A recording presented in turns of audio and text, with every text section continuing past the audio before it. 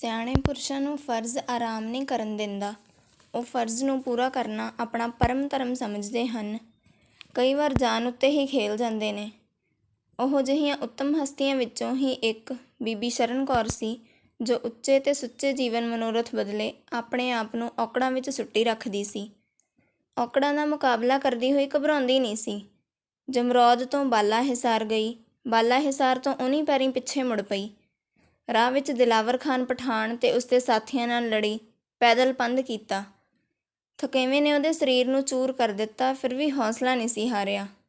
ਸਤਿਨਾਮ ਵਾਹਿਗੁਰੂ ਦਾ ਜਾਪ ਕਰਦੀ ਹੋਈ ਚੜ੍ਹਦੀਆਂ ਕਲਾਂ ਵਿੱਚ ਰਹੀ। ਪੱਥਰ ਦੀ ਸਿਲ ਉੱਤੇ ਬੈਠੀ ਸ਼ਰਨ ਕੌਰ ਆਪ ਮੁਹਾਰੀ ਗੁਰੂ ਦਾ ਸ਼ਬਦ ਪੜ੍ਹਨ ਲੱਗ ਪਈ। ਰਸ ਭਰੀ ਮਿੱਠੀ ਲੈ ਅਤੇ ਉਮਾ ਨਾਲ ਸ਼ਰਨ ਕੌਰ ਨੇ ਸ਼ਬਦ ਗਾਇਆ। ਸ਼ਬਦ ਗਾਉਂਦਿਆਂ ਗਾਉਂਦਿਆਂ ਉਸਦਾ ਤਨ ਮਨ ਹੌਲਾ ਹੋਣ ਲੱਗਾ। ਉਹਦੇ ਨੈਣ ਮੁੰਦੇ ਗਏ।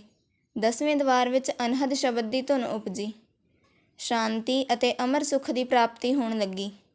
ਐਨੀ ਮਗਨ ਹੋਈ ਕਿ ਉਸਨੂੰ ਚੇਤਾ ਹੀ ਨਾ ਰਿਹਾ ਕਿ ਖੂਨ ਦੇ ਤ੍ਰਿਹਾਏ ਪਠਾਣਾਂ ਦੇ ਦੇਸ਼ ਵਿੱਚ ਉਹ ਇਕੱਲੀ ਬੈਠੀ ਹੈ, ਉਹ ਵੀ ਰਾਤ ਦੇ ਵੇਲੇ।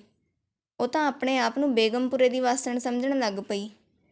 ਅਵਧ ਮਗਨਤਾ ਵਿੱਚ ਉਸਨੇ 5ਵੇਂ ਪਾਤਸ਼ਾਹ ਦਾ ਸ਼ਬਦ ਵੀ ਪ੍ਰੇਮ ਨਾਲ ਗਾਇਆ।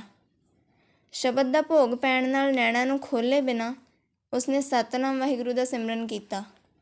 ਜਾਪ ਕਰਦੀ ਉਹ ਤਰਬਕ ਗਈ ਜਦੋਂ ਉਸਦੇ ਕੰਨਾਂ ਨੇ ਸੁਣਿਆ ਕੋਈ ਉਸਨੂੰ ਆਖ ਰਿਹਾ ਸੀ, ਪੁੱਤਰੀ ਉੱਠ, ਵੇਲਾ ਸੰਭਾਲ, ਇੱਥੇ ਬੈਠਣਾ ਠੀਕ ਨਹੀਂ, ਉੱਠ ਕੇ ਅੱਗੇ ਤੁਰ। ਤੇਰੇ ਵਾਸਤੇ ਘੋੜੇ ਦਾ ਪ੍ਰਬੰਧ ਹੋ ਗਿਆ, ਧਰਮ ਦੀ ਪਾਲਣਾ ਕਰ। ਇਹ ਸੁਣ ਕੇ ਬੀਬੀ ਨੇ ਅੱਖਾਂ ਖੋਲ੍ਹੀਆਂ। ਅੱਖਾਂ ਖੋਲ੍ਹ ਕੇ ਫਿਰ ਮੰਦ ਲਈਆਂ ਤੇ ਫਿਰ ਖੋਲ੍ਹੀਆਂ। ਇਸ ਦਾ ਕਾਰਨ ਇਹ ਸੀ ਕਿ ਉਹ ਦੇਖ ਨਾ ਸਕੀ। ਸਾਰੇ ਅਸਮਾਨ ਉੱਤੇ ਨੂਰ ਹੀ ਨੂਰ ਸੀ। ਸੂਰਜ ਦੀ ਰੌਸ਼ਨੀ ਨਾਲੋਂ ਬਹੁਤਾ ਚਾਨਣ ਸੀ। ਉਹ ਹੈਰਾਨ ਸੀ ਕਿ ਕੀ ਉਹ ਸੌਂ ਗਈ ਤੇ ਦਿਨ ਚੜ੍ਹ ਗਿਆ, ਸੁੱਤੀ ਨੂੰ ਰੈਣ ਬੀਤ ਗਈ। ਹਿਰਦੇ ਅੰਦਰ ਜਾਗ ਆਈ। ਚੇਤਨਤਾ ਨੇ ਦਿਮਾਗ ਨੂੰ ਰੌਸ਼ਨ ਕੀਤਾ। ਉਹ ਆਪਣੇ ਆਪ ਹੀ ਆਖਣ ਲੱਗੀ, ਨਹੀਂ ਝੱਲੀਏ, ਦਾਤੇ ਦੀ ਮਿਹਰ ਹੋਈ ਹੈ। ਜਿਸ ਗੁਰੂ ਨੂੰ ਯਾਦ ਕਰਦੀ ਸੀ, ਉਹ ਤੇਰੀ ਸਹਾਇਤਾ ਵਾਸਤੇ ਪਰਬਤਾਂ ਵਿੱਚ ਬੋੜ ਪਿਆ ਹੈ। ਉੱਠ, ਬਚਨ ਮੰਨ, ਦੇਰ ਨਾ ਕਰ। ਇਸ ਗਿਆਨ ਦੇ ਨਾਲ ਹੀ ਉਸਨੇ ਅੱਖਾਂ ਪੂਰੀਆਂ ਖੋਲ੍ਹੀਆਂ। ਚੌਗਿਰਦੇ ਝਾਤ ਮਾਰੀ। ਰੌਸ਼ਨੀ ਸੀ। ਰੌਸ਼ਨੀ ਵਿੱਚ ਰਾਹ ਦੇ ਰੋੜੇ, ਦਰੱਖਤ, ਘਾਹ ਤੇ ਜੜੀ ਬੂਟੀਆਂ ਤਾਂ ਨਜ਼ਰ ਆਉਂਦੀਆਂ ਸਨ, ਪਰ ਮਨੁੱਖ ਕੋਈ ਨਹੀਂ ਸੀ ਦਿਸਦਾ। ਹਥਿਆਰ ਸੰਭਾਲੇ, ਆਪਣੇ ਆਪ ਨੂੰ ਹੁਸ਼ਿਆਰ ਤੇ ਤਿਆਰ ਬਰ ਤਿਆਰ ਕੀਤਾ, ਰਾਹ ਨੂੰ ਤੁਰੀ। ਰੌਸ਼ਨੀ ਰਹੀ ਪਰ ਕੋਈ ਮਨੁੱਖ ਨਜ਼ਰ ਨਾ ਆਇਆ। ਗੁਰ ਇਤਿਹਾਸ ਦੀਆਂ ਸੁਣੀਆਂ ਸਾਖੀਆਂ ਚੇਤੇ ਆਈਆਂ ਕਿ ਆਪਣੇ ਸਿੱਖਾਂ ਦੀ ਸਹਾਇਤਾ ਗੁਰੂ ਮਹਾਰਾਜ ਆਪ ਕਰਦੇ ਰਹੇ ਹਨ। ਇਹ ਨਿਰਾਲਾ ਕੌਤਕ ਦੇਖ ਕੇ ਖੁਸ਼ੀ ਨਾਲ ਹਿਰਦਾ ਉਛਲਿਆ। ਜ਼ੁਬਾਨ ਹਿੱਲੀ, ਦਾਤਾ ਮੇਰੇ ਤੇ ਮਿਹਰ ਕੀਤੀ, ਦਇਆ ਕੀਤੀ, ਸਹਾਇਤਾ ਕੀਤੀ, ਦਿਆਲੂ, ਦਰਸ਼ਨ ਵੀ ਦੇ, ਜਨਮ ਮਰਨ ਸਵਰ ਜਾਵੇ। ਮੈਂ ਪਾਪਣ, ਮੈਂ ਮਸਕੀਨ, ਮੇਰਾਂ ਦੇ ਅਸਾਈਆਂ ਦਰਸ਼ਨ ਬਖਸ਼ੋ। ਬੀਬੀ ਸ਼ਰਨ ਕੌਰ ਦੇ ਇਸ ਤਰਲੇ ਪਿੱਛੋਂ ਫਿਰ ਆਵਾਜ਼ ਆਈ, ਪੁੱਤਰੀ ਤੂੰ ਧੰਨ ਹੈ, ਤੇਰੇ ਤੇ ਸਾਰੀਆਂ ਮਿਹਰਾਂ ਹੋ ਗਈਆਂ ਨੇ।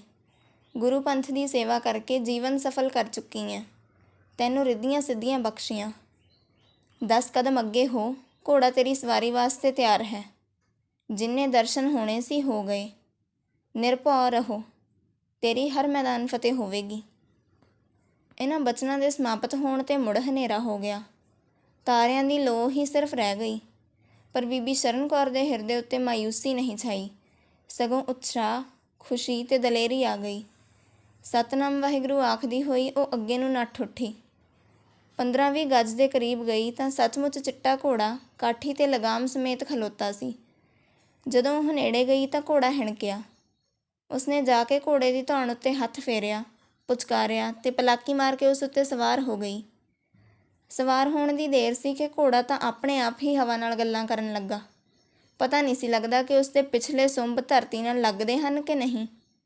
ਪਾਣੀ ਵਾਂਗ ਅਡੋਲ ਜਾ ਰਿਹਾ ਸੀ। ਸ਼ਰਨ ਕੌਰ ਵਿਸਮਾਦ ਦੀ ਹਾਲਤ ਵੱਲ ਜਾ ਰਹੀ ਸੀ।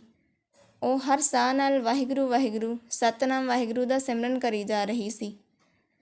ਕੋਹਾਂ ਦਾ ਪੰਧ ਮਿੰਟਾਂ ਵਿੱਚ ਹੀ ਮੁੱਕ ਗਿਆ। ਰਾਹ ਵਿੱਚ ਦੁਸ਼ਮਣ ਦੇ ਡੇਰੇ ਸਨ। ਕੋਈ ਦੁਸ਼ਮਣ ਹਰਕਤ ਵਿੱਚ ਨਾ ਆਇਆ। ਉਹ ਬੈਠੇ ਤੇ ਸੁੱਤੇ ਹੀ ਰਹੇ। ਕਿਸੇ ਨੇ ਆਵਾਜ਼ ਵੀ ਨਾ ਦਿੱਤੀ ਕਿ ਘੋੜਾ ਕਿਸਦਾ ਜਾ ਰਿਹਾ ਹੈ। ਜਮਰੌਦ ਦਾ ਕਿਲ੍ਹਾ ਆ ਗਿਆ। ਕਿਲ੍ਹੇ ਦੇ ਵੱਡੇ ਗੇਟ ਅੱਗੇ ਘੋੜਾ ਜਾ ਖਲੋਤਾ। ਸ਼ਰਨ ਕੌਰ ਆਪਣੇ ਆਪ ਹੀ ਉਸ ਤੋਂ ਉਤਰੀ। ਧਰਤੀ ਨਾਲ ਪੈਰ ਲੱਗਣ ਦੀ ਢਿੱਲ ਸੀ ਕਿ ਘੋੜਾ ਅਲੋਪ ਸੀ। ਉਹ ਦੇਖਦੀ ਹੀ ਰਹਿ ਗਈ। ਉਸ ਵੇਲੇ ਉਸਨੇ ਦੋਵੇਂ ਹੱਥ ਜੋੜ ਕੇ ਧਰਤੀ ਉੱਤੇ ਪ੍ਰਣਾਮ ਕੀਤਾ ਤੇ ਜ਼ਬਾਨੋਂ ਕਿਹਾ, ਧੰਨ ਹੋ ਤੁਸੀਂ, ਸੇਵਕਾਂ ਦੀ ਸਹਾਇਤਾ ਕਰਦੇ ਜੇ। ਜਪ ਤਪ ਸੰਜਮ ਪੂਰੀ ਵਡਿਆਈ, ਗੁਰ ਕਿਰਪਾਲ ਹਰ ਭਏ ਸਹਾਈ।